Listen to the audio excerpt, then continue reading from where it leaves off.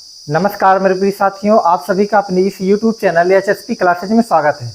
आज हम आपको सिखाने वाले हैं हाउ टू के या जीरंड के कुछ महत्वपूर्ण उदाहरण हैं। ठीक है, जो हम इसके पहले एक जो है हाउ टू का लेक्चर वीडियो डाल चुके हैं। आप इस वीडियो में अगर पहली बार आए हुए हैं, विजिट कर रहे हैं, तो आपको करना क्या होगा, पहले उस आप लेक्चर को जाकर अच्छे से समझिए, क्योंकि जितने भी डाटा बताया जाना था उस लेक्चर वीडियो में मैंने बता दिया है।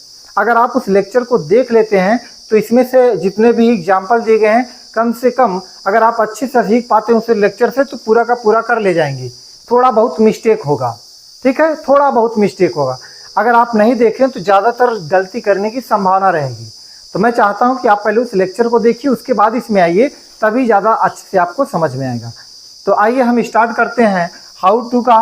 और इसी में लिखा देखिए जीरंड या हाउ टू पर आधारित उदाहरण, यानी इस बेस्ड पर जो है कि हमको एग्जाम्पल कराना है आपको। ठीक है, तो देखिए मैं रेडियो बजाना जानता हूँ। तो पहले आपको करना क्या, रेडियो बजाना जो है ना, कोई आप क्रिया करने की बात की जाए तो इसको हमको लिखना होगा बाद में। पहले मैं जानता हूँ को अनुवाद कीजिएगा आई नो, क्योंकि आई बहुवचन करता, मुख्य क्रिया में सही नहीं लगेगा, प्रेजेंट इंडेफिनिट है। ठीक है, अफर्मेटिव। आई नो मैं जानता हूँ। अब देखिए रेडियो बजाना, तो लिखना क्या होगा, इतने का अनुवाद में लगाना हाउ टू, उसके बाद फिर बजाना का अंग्रेजी का लिखना। देखिए रेडियो बजाने की बात की जाएगी तो यहाँ पर प्ले लिखना। ठीक है, क्योंकि कैसे जानेंगे, प्ले लगाएं कि रिंग लगाएं, तो समझ लो इसको। अगर घंटी बजाने की बात आएगी, ठीक है, अब चाहे घंटी बाइक की हो, अर्थात बाइक की घंटी का मतलब है हारने की बात की जाएगी। ठीक है, साइकिल की घंटी हो या विद्यालय में जो घंटी की बात की जाएगी वहाँ पर। इसीलिए जो चपरासी घंटी बजाता है तो घंटी बजाने के लिए रिंग का प्रयोग किया जाता है। बात समझ पाए। इसको छोड़कर जब भी आप कोई वाद्य यंत्र, जैसे हारमोनियम, तबला, बांसुरी, ये सब जब बजाने की बात की जाएगी तो वहाँ बजाना का अंग्रेजी आपको प्ले लगाना है। बात समझिए ना। तो I know how to play radio. ठीक है, इसको समझो भैया।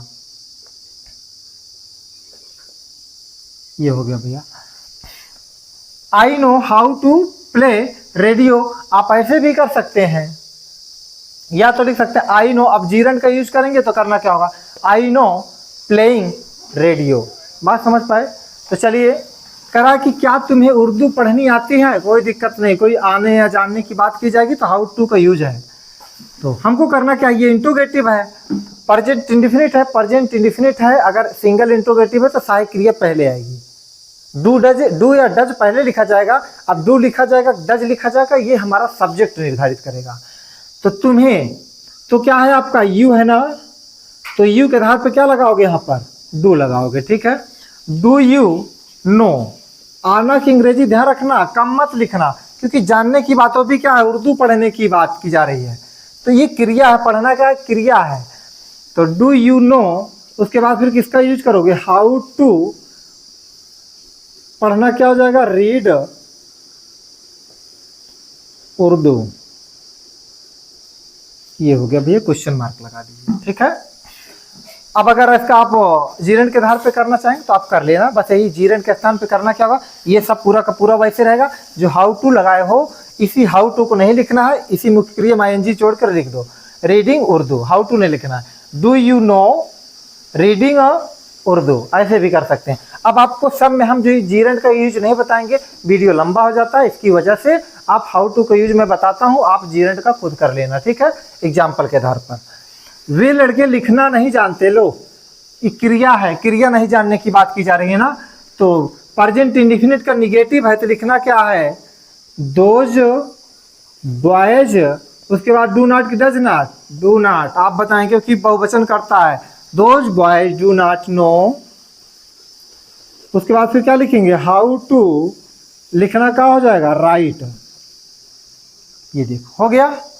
तो अगर आपको यहाँ पर जीरंड का लगाना होगा तो लिखना क्या होगा, नो के बाद इतना पूरा तो लिखना ही है, नो के बाद क्या लिखना, हाउ टू के स्थान पे सिम क्या लगा देना, हाउ टू को नहीं लिखना है, राइटिंग लिख देना, बस हो गया। तुम मुझे घोड़े पर चढ़ना बता सकते हो, इसका मतलब ध्यान देना, मतलब ये अगर इसका अर्थ आप निकालेंगे, कह रहा कि तुम मुझे घोड़े पर चढ़ना बता सकते, इसका मतलब तुम मुझे घोड़े पर चढ़ना बता सकते हो, अर्थात घोड़े पर कैसे चढ़ा जाता है। यही मतलब है कि घोड़े पर कैसे चढ़ा जाता है, क्या तुम मुझे, अर्थात क्या तुम मुझे बता सकते हो, ऐसा है। तो कोई दिक्कत नहीं है, सकता शक्ति देखकर आप कैन मत लगाइएगा, ठीक है। तो लिखेंगे क्या, यू, देखिए घोड़े पर चढ़ना, ठीक है, घोड़े पर अभी बताएंगे, ठीक है। यू, उसके बाद फिर क्या लिखोगे भैया, नो, तुम बता सकते हो, इतने का हो जाएगा, ठीक है। यू नो,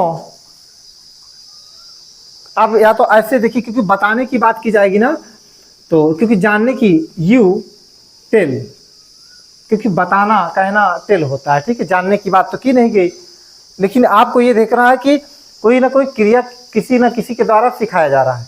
तो लिखेंगे यू टेल, तुम बता सकते हो, मी मतलब मुझे, आप चढ़ना, देखो लिखेंगे क्या, हाउ टू राइड, राइड मतलब सवार होना भैया, वही है, how to ride on the horse, horse, ठीक है। You tell me how to ride on the horse, ठीक है। वह अंग्रेजी बोलना नहीं जानता है, लो भैया क्या लिखेंगे, ही, अंग्रेजी बोलना, चलो उसके बाद क्या लिखेंगे, ही डज नॉट नो, क्योंकि जानना आएगा, आता आएगा तभी वहां पर हम नो लगाएंगे, अन्यथा इसको देखेंगे, बता सकते हो, सिखा सकते हो, तो वहां पर ऐसे किया जाएगा, ठीक है। ही डज नॉट नो, वह नहीं जानता है। अब देखिए हाउ टू बोलना, तो क्या हो जाएगा, स्पीक इंग्लिश, इंग्लिश है ना, हो गया, इसका अनुवाद ये हो गया। मुझे गाली देनी आती, इधर देखो लिखा, मुझे भी गाली देना, देखिए मैं भी गाली देना जानता हूँ। अरे बात वही है यार, बस इसमें भी आया है, इसमें भी नहीं आया है, और देखो दोनों को, भी को हटा के देखो, दोनों का अर्थ वही है, मुझे गाली देनी आती है, अर्थात इसका मतलब मैं गाली देना जानता हूँ, मैं भी गाली देना जानता हूँ, अर्थात इसको भी हटाओ, मैं गाली देना जानता हूँ, बस ये तिक्के है ना, बस इसी भी को लगने की वजह से आपको थोड़ा प्रॉब्लम होगी, कोई दिक्कत नहीं। भी के लिए आप क्या लगाएंगे, भी आल्सो लगा देना, ठीक है, आल्सो मतलब भी, और आल्सो जो लगेगा मुख्य क्रिया के पहले लगेगा, ठीक।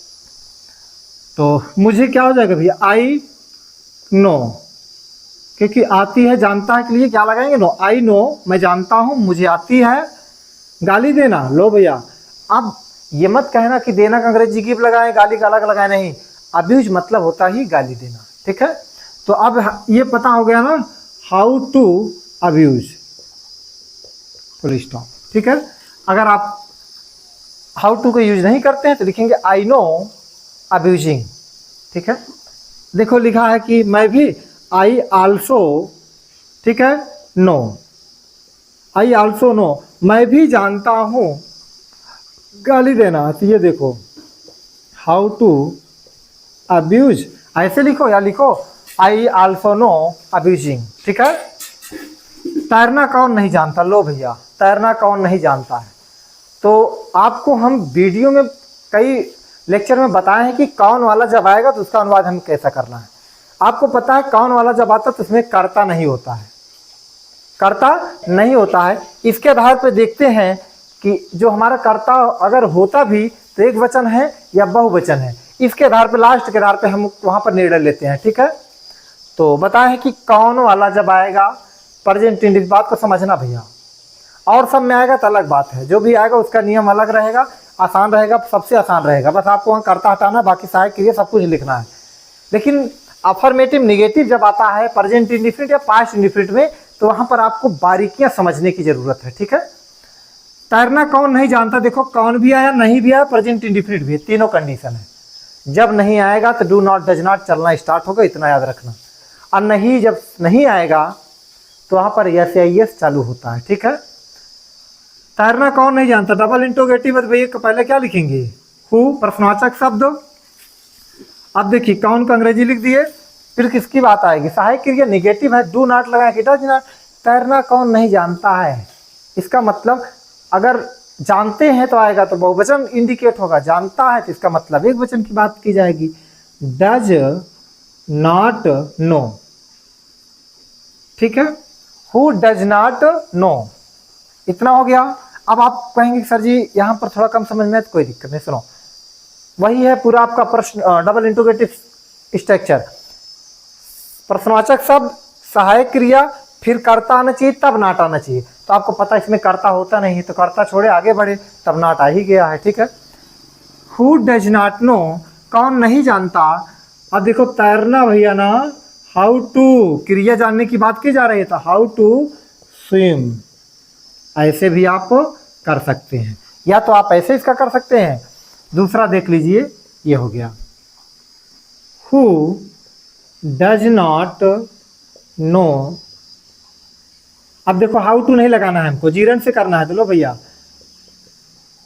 स्विमिंग, ये हो गया। Who does not know how, who does not know swimming, हो गया आपका। चाहिए करिए, दोनों आपका क्या है, करेक्ट है। अगर आपको अगर कोई ऐसे कह देता कि ऐसा होगा, तो आप कहिए हाँ ऐसा भी होगा और ये भी सही है, ठीक है। दोनों में आप चाहे जो करिए। तो ये रहे कुछ महत्वपूर्ण उदाहरण जो है कि हाउ टू से रिलेटेड। इस प्रकार से हाउ टू का जो यूज है ये समाप्त होता है। अगर आप लेक्चर नहीं देखे तो आप पहले लेक्चर देखिए, तब उदाहरण में आइए। जितना भी मैं लेक्चर पढ़ाऊँ, पहले आप लेक्चर को देखिए। अगर आप लेक्चर अच्छे से समझ जाते हैं तो एग्जाम्पल में आप खुद करेंगे। ऐसे लिखा रहेगा एग्जाम्पल, वीडियो को रोकिए, उसके बाद खुद करना स्टार्ट कीजिए।